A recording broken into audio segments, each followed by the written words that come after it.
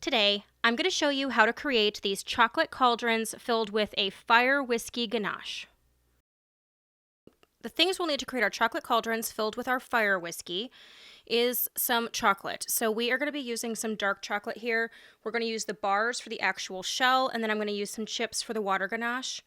You're going to need a mold. I'm using one that has a cauldron in it, which is not easy to find, but you can make it any shape you want. You're going to need some turbinado cane sugar, or you could also use regular cane sugar, but I like the turbinado because it's got a really rich molasses flavor to it. Could use brown sugar too if you'd like. You just get a little bit different consistency. We're going to then use 150 milliliters of water. We're going to need a pan to get our water and sugar boiling. I'm going to be using a melting pot for the chocolate for our shell, and that'll be used in the microwave. We're going to use a whisk, spatula, and we're going to be using Fireball whiskey because I felt like it was the closest to a fire whiskey, but you could use whatever liquor you want, or you could take the liquor out altogether and just have it be a nice ganache center. Let's get started. First thing we're going to do is chop up our chocolate bars to be ready to be our outside. Now, I am using a dark chocolate. You can use whatever kind you like. Just know that milk chocolate is a little bit more temperamental when you're tempering it. And the way you'll know if it is real chocolate is when you look at the ingredients, it needs to have cocoa butter. Now, chocolate chips have cocoa butter, but they don't have as much cocoa butter as the bars. So the bars are already tempered. So as long as we don't heat our chocolate up above 95 degrees, and I try to keep it around 90 or less, it is going to stay tempered. It's when we get it above 95 degrees that you're going to break those molecules, and then you're going to have to re-temper it. So right now, we're just heating it up so it stays in its tempered state, which will still keep it glossy, have that nice snap, all those things. So we're going to go ahead and chop up our bars into fine bits so it melts easier. But you always want to temper your chocolate if it's going to be in a mold or anything, because otherwise it's not going to snap, it's going to mush, and it'll melt much quicker. It'll melt in your hands, not in your mouth like you want it to. And we're just going to chop this up into our little bits. Okay, so now that I have one bar chopped up, I'm going to go ahead and put it in my melting pot, and we're going to get it melted to be ready to coat our mold. All right, now that everything is loaded in our little melting pot here, I'm going to put this in the microwave. So we're going to put it in for 30 seconds, stir, 15 seconds, stir, and then if need be 10 seconds. But as soon as you see that most of it's melted, you just continue to stir until all the lumps are gone, and then your chocolate should be ready to go. And if you're worried, you can take the temperature just to make sure. So when you get to this stage, just continue to stir, and it should all continue to just melt into a nice, smooth consistency. And if it doesn't all melt within like, I don't know, a minute or so of stirring, just put it back in for like 5 more seconds and you should be good to go. And I think that's what we're going to do. We're so close. I'm just going to put it in for 5 more seconds. All right, just put it in again, and now we have our perfectly smooth chocolate. All right, so we are going to fill our molds.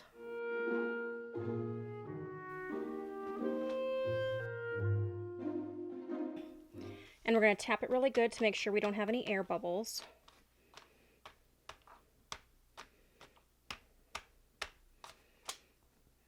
Then we're going to dump the excess off. Then we're going to give this a scrape, just a quick scrape.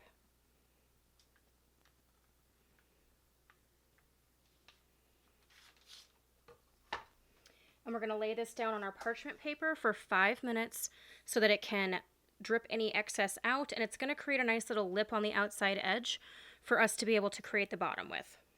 I'm going to measure out my chocolate for our water ganache, and we're going to use a mix of mostly dark chocolate chips, and then we're going to use a few semi-sweet.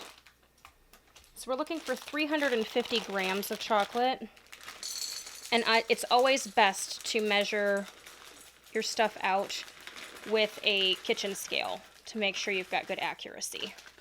Okay, so one bag gave me 286 grams, which I actually think is the perfect amount of dark, and then we're going to add some of our semi-sweet here.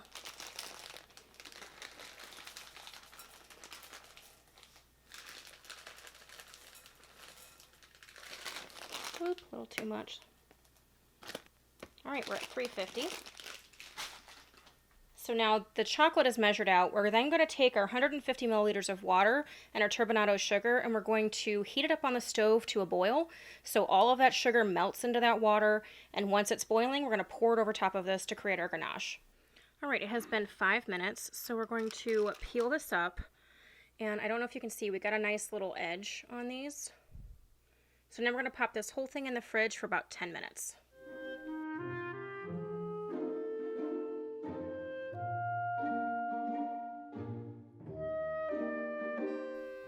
Okay, I just pulled my boiling sugar water off of the stove, and we're going to pour it onto our chocolate.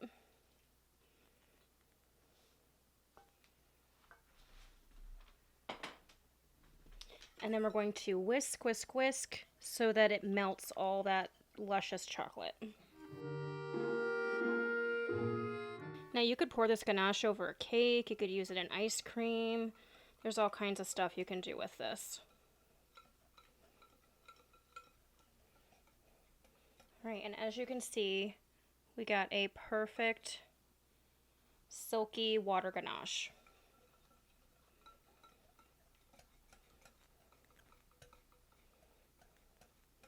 All right, so I'm going to set this aside to cool just a little bit because we don't want it to be piping hot when we put it into our chocolate mold, which I should be getting ready to pull out of the fridge. It has been 10 minutes. I have pulled this out and we have our chocolate set up so it's ready to fill with the ganache.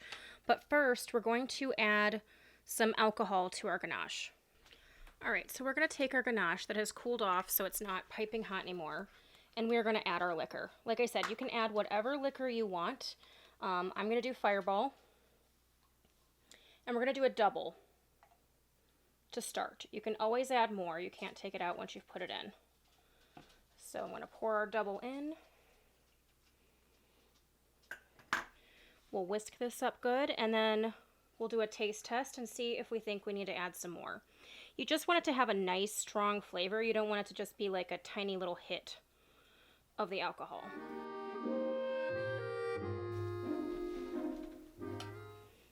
Let's give this a taste.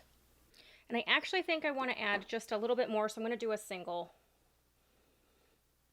What's nice about this is with the ganache, you get the chocolate hit first, and then you get the alcohol. And with this one, you get that little bit of like cinnamon on the back end. So it makes a nice complex flavor. This would be really fun and yummy with like a Bailey's, a rum, anything like that. You could make some St. Patrick's Day ones with some Irish whiskey. Again, it could still be in the cauldron or little shamrocks. Okay.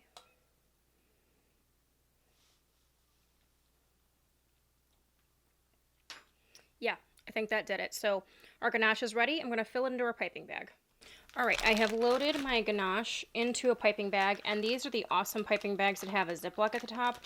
I'll try to put a link to some in the bottom, but this way you can lift it up all the way so you can clear the end, give it a snip.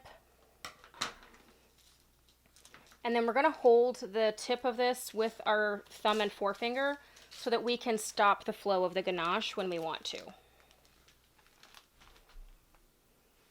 So we're going to fill our cauldrons, and you're going to go most of the way up, and then we're going to stop.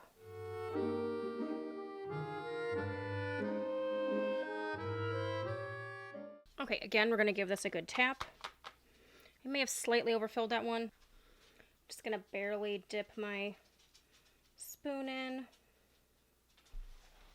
and do it one more time just to get the level below the top. Now I'm going to tap this. And we're going to put this in the fridge for 10 minutes so that the ganache can skin over before we put the back end on.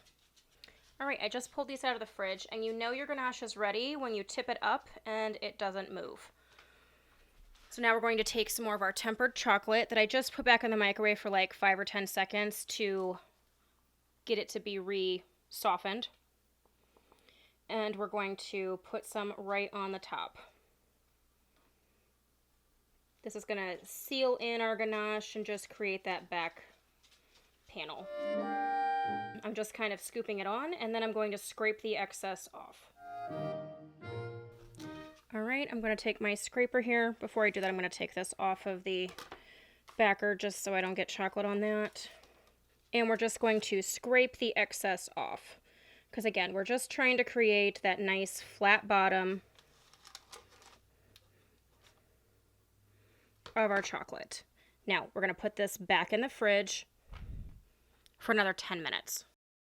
I put a couple paper towels underneath my piece of parchment paper just so then that way it's giving our chocolate a little bit softer area to land. So I pulled it out of the fridge and now we're going to unmold it. All right, we got these unmolded. I'm not gonna lie, this mold was kind of a pain because of all these little nooks and crevices. It was very easy to snap off an edge of a cauldron, but this batch came out really good. I'm gonna put these in some little liners and we're gonna make our little box of chocolates. And there you have it, our chocolate cauldron truffles filled with our Fire Whisky Ganache. Just like the ones Ron had in Half-Blood Prince that Romilda Vane had spiked with Love Potion. Again, you can make these truffles with any type of alcohol you'd like. It doesn't have to be Fireball, but I will tell you the cinnamon finish with the dark chocolate is a really nice pairing. So if you guys like this video, give me the thumbs up. If you haven't subscribed, please do so, and we will catch you guys later. Thanks so much.